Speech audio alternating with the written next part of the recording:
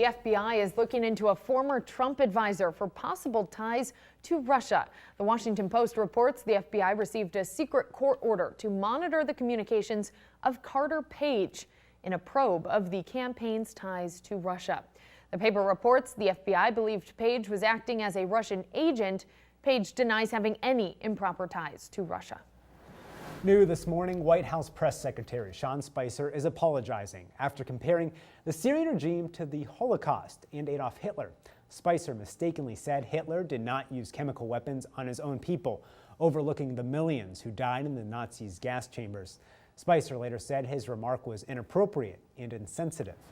And happening today, Secretary of State Rex Tillerson is in Moscow this morning, meeting face-to-face with his Russian counterpart. Roxana Saberi explains Tillerson is trying to get Russia on the same page. The much-anticipated sit-down between the top U.S. and Russian diplomats got underway after a brief handshake. Russian Foreign Minister Sergei Lavrov opened the talks by saying the U.S. missile strike on Syria was very troubling. Secretary of State Rex Tillerson responded by acknowledging how far apart the two sides are.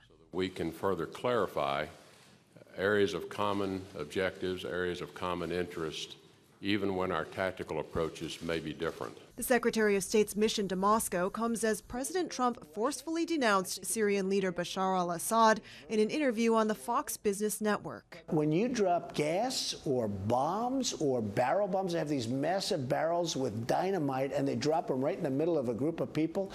And in all fairness, you see the same kids, no arms, no legs, no face.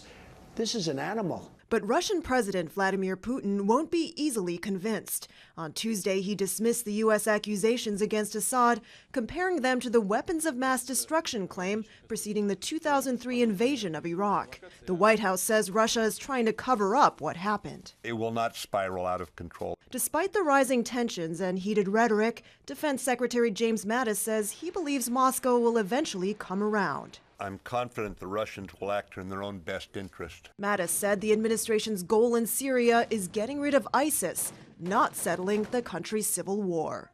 Roxana Saberi for CBS News.